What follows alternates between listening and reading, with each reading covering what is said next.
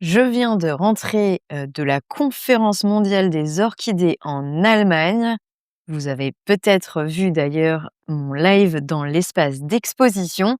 Eh bien, il faut vraiment que je m'occupe des orchidées que j'ai ramenées. Je voulais vous montrer mon méga haul. Alors, oui, effectivement, j'ai un peu craqué et aujourd'hui, il va y avoir beaucoup de travail à faire. Mais d'abord, je vous montre tout ça. Il y a une première partie des orchidées que j'avais précommandées, ce qui m'a permis d'avoir des tarifs très attractifs de la part de vendeurs, asiatiques, mais aussi d'Amérique du Sud. Alors, on va commencer par la précommande d'Amérique du Sud. Donc j'ai, commandé des orchidées à, Katia Orchideas. Ils ont plein de Masdevallia, de Pleurotalis, des orchidées qui sont d'origine de Colombie, puisque eux aussi sont en Colombie, donc ça fait totalement sens.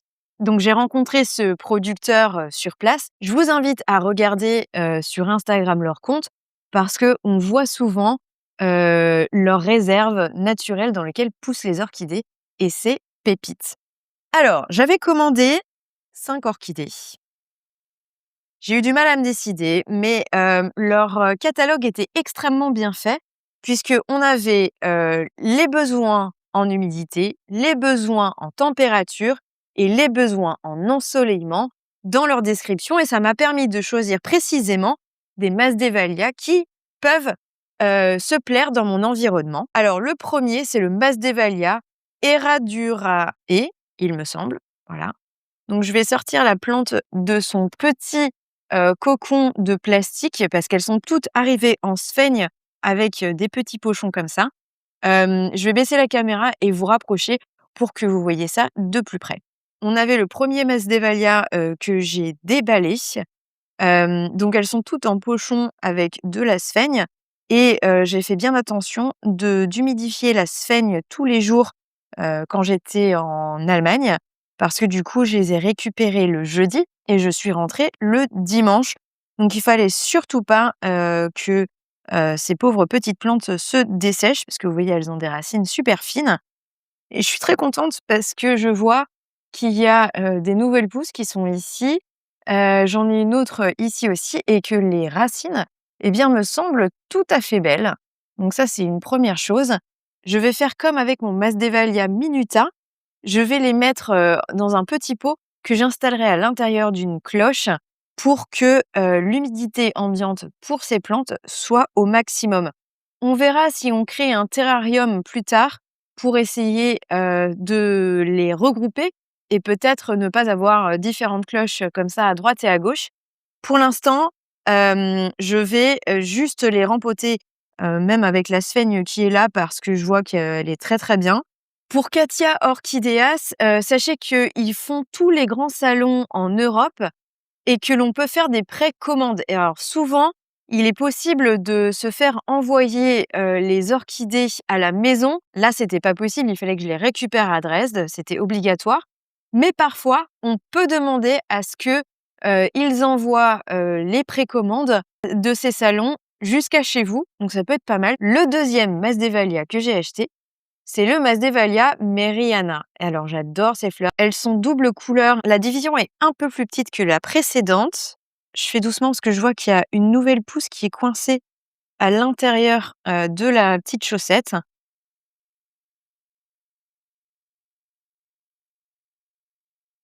Voilà. Alors, je vois qu'il y a des nouvelles racines qui poussent. On a une nouvelle pousse aussi.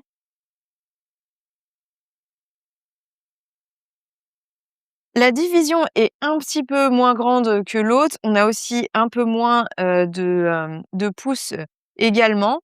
Elle est un petit peu déshydratée par le voyage, donc on va l'installer rapidement pour qu'elle soit dans les meilleures conditions. Je vais aussi les mettre en cloche, comme ça je suis sûre du résultat. Donc ça, c'était le Masdevallia Meriana. Alors là, ici, on a, une autre genre. C'est un genre que je recherche depuis un petit moment. C'est le Miltonia phalaenopsis qui fait des fleurs roses et blanches sublimes. Ça fait un petit moment que je voulais tester ce phalaenopsis botanique. On a une jolie division ici Je vais faire attention à pas tirer trop fort parce que pareil, je vois des petites racines qui sont, coincées à l'intérieur de la chaussette. Il y a des nouveaux bulbes qui sont en train de pousser, donc la plante, est très dynamique. Après, on voit que les racines sont un petit peu abîmées, mais ça devrait aller puisque on a pas mal ici de nouveaux, bulbes qui sont en démarrage. Donc aussi très contente de cette, division. Alors un genre, aussi que j'avais en Écosse, mais que je n'ai pas repris en France et là j'ai trouvé une espèce qui, est OK avec de la chaleur, c'est un Restrepia et comme vous voyez, j'ai une belle division. C'est le Restrepia metae. On va regarder ce que ça donne, mais en tout cas, il y a des nouvelles feuilles, toutes belles, toutes lisses, qui sont là. Donc je me fais pas trop de soucis pour la reprise de cette orchidée. Il y avait beaucoup de sphènes, autour que je vais pouvoir aussi réutiliser, je pense. Donc comme je disais, une belle division. Les racines sont un tout petit peu abîmées. Après, on a des feuilles qui sont très bien hydratées et donc ça veut dire que les racines collectent bien l'eau quand même. Donc on va le planter tout de suite et puis, bah, on verra, comment il va grandir, après ça. Et la dernière, espèce que j'ai prise, c'est un genre que je n'ai jamais testé et ça s'appelle Floeophilia daciglossa. Alors c'est vraiment, pour moi, une nouvelle chose. Ça s'apparente à des Pleurotalis aussi et apparemment ça supporte la chaleur. Après la plante est un peu déshydratée, donc il faut vraiment que, je la plante rapidement. On va faire des petites recherches, sur, son substrat de choix et puis on va l'installer comme il le faut. Je ferai probablement aussi un petit enclos, pour, garder l'humidité au mieux pour celle-ci. Je vois qu'il y a le démarrage de nouvelles feuilles, donc ça, c'est une très bonne nouvelle. Par contre, j'ai très peu de racines, donc là, il va falloir être vigilant sur celui-ci. Ça, c'était mon premier achat que j'ai fait avant le wok, donc j'avais fait une commande. J'ai fait aussi une commande chez Joseph Wu, donc qui est un spécialiste taïwanais et pour le coup, je me suis fait très plaisir, avec des petites plantes, qui d'habitude coûtent très, très cher et aujourd'hui, c'était 14 et 17 € si je me trompe pas et j'ai fait, 3 précommandes. La première plante de cette commande, c'est celle-ci et c'est le Phalaenopsis Mel's Lovely Wife, donc un croisement entre Green Lotus et Bellina Glory, une plante qui va très bien comme vous voyez et qui est d'ailleurs, en taille de fleurir. Je vois juste à cet endroit ici, le démarrage d'une hampe. Il va falloir que je rempote parce que la sphaigne, eh ben, est pas au top. Par contre, les racines, elles, sont, bien vivantes, donc on va le réinstaller dans un pot, peut-être un petit peu moins humide en mettant de la sphaigne et de l'écorce. Une deuxième plante qui est un Phalaenopsis Joy Spring Canary Joy. On a une plante un tout petit peu plus petite, et qui, elle, n'a pas de démarrage de hampe, mais par contre, on a des très belles racines, qui sont bien, dynamiques et puis du coup, de jolies feuilles pas du tout abîmées. Et finalement, j'ai recommandé aussi une plante, que j'avais fait mourir la dernière fois, Phalaenopsis Lobby Light Pink et Skin with Yellow Lip, des fleurs formidables. J'ai des belles racines et bien dynamiques aussi et surtout au cœur de la plante, eh bien, j'ai un démarrage de hampe florale. Après, comme il a pas mal voyagé et qu'en plus, je vais le rempoter, on n'est pas sûr, qu'on voit ses fleurs, mais c'est pas grave, on les verra la prochaine fois. Le plus important, c'est de garder, ces plantes contentes. Je vois que la mousse est bien détériorée, donc c'est important de les rempoter. En même temps que récupérer ma commande, j'ai vu qu'ils avaient un oncidium très intéressant chez, Monsieur Wu et c'est l'Oncidium Jiao Queen. Donc c'est des, fleurs, des très grandes fleurs jaunes avec un centre noir et j'ai pas pu résister de récupérer cette petite plante qui est vraiment très sympa. Donc voilà, donc ça c'était les 2 premiers vendeurs chez qui je suis passée. Alors petit aparté, sur ces achats, sur place, il y avait de très nombreux vendeurs et il a fallu être, assez vigilant sur les prix. Il y avait des choses qui coûtaient très, très cher et que l'on peut trouver facilement en Europe. En, mesurant mon budget, ça m'a permis d'avoir beaucoup plus de plantes intéressantes. J'ai fait attention à trouver des choses qui étaient difficilement trouvables dans le commerce, en Europe et à des prix intéressants aussi. Parce que le shopping sur place peut devenir totalement déraisonnable, ça c'est certain. Il y a tellement d'opportunités et de choses magnifiques. Mais je me suis vraiment focus sur trouver des plantes qui m'intéressaient et surtout que je trouve pas facilement, en Europe. Donc ça, c'est la dernière, commande que j'ai faite chez un producteur qui s'appelle Jumbo Orchid, qui est un spécialiste des catacétums qui viennent d'Asie. Ce producteur avait des petites pépites, disponibles, que en précommande. Sur le stand du salon, ils avaient d'autres choses intéressantes, mais là, moi, j'ai commandé des choses qui étaient vraiment que en pré-order. Alors, je vais reprendre, les, étiquettes parce qu'elles étaient séparées. Donc le L1, c'est le Cygnotchess dalmata et on voit qu'il est en train de développer un nouveau bulbe.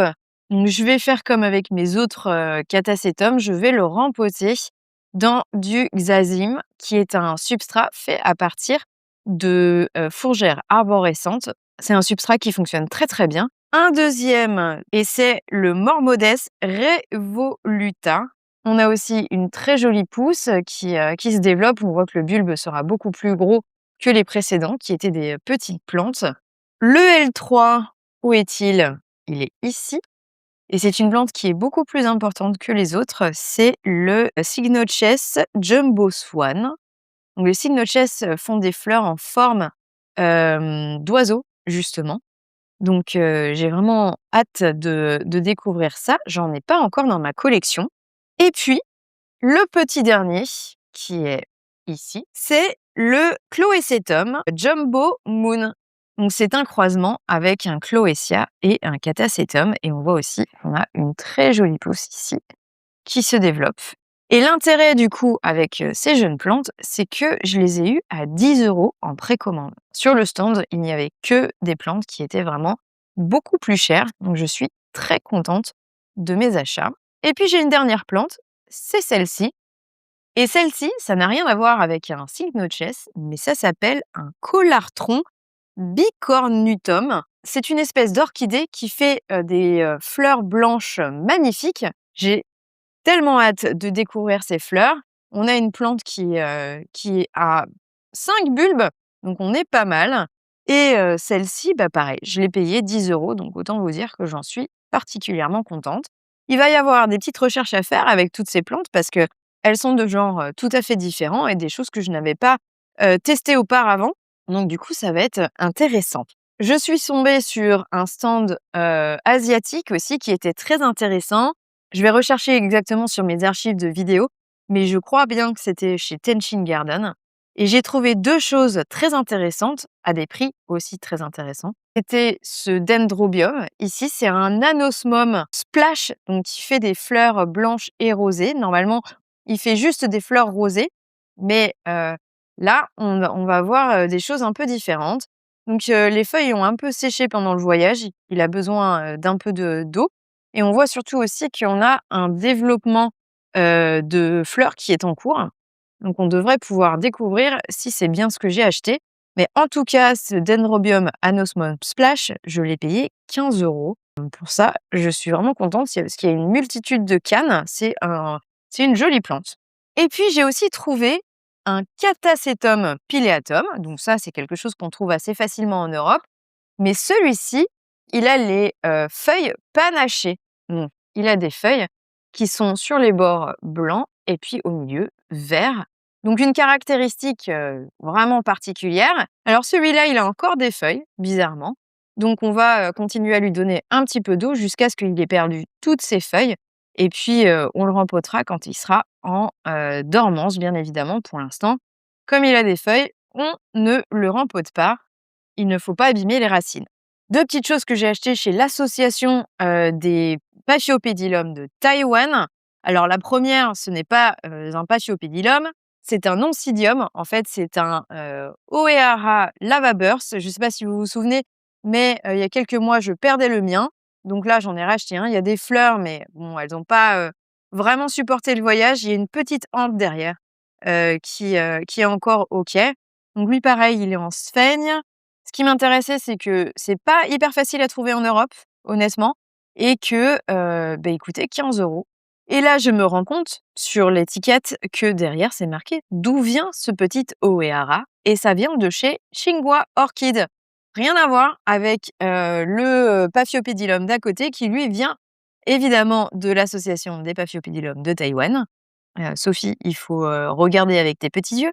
Donc comme je disais, ce qui m'intéressait, c'est qu'on le trouve pas facilement et puis surtout, il coûtait 15 €. Donc j'en ai profité pour le remplacer étant donné que j'aime tellement cette espèce. Alors on va essayer de pas le tuer. Sinon, donc chez l'asso des Paphios, eh bien, j'ai trouvé un Paphiopedilum esquirolei in charm. Donc c'est un Paphiopedilum qui en général coûte assez cher. Il était dans un petit sac avec de la sphaigne et j'ai aussi un bouton qui est juste là. Il a souffert dans le transport. J'ai par exemple ici des bulbes qui n'ont pas du tout aimé ce que j'ai fait. Pour garder une température OK à l'intérieur de ma valise, j'avais mis une chaufferette et cette chaufferette a été placée trop près de mon Paphiopedilum.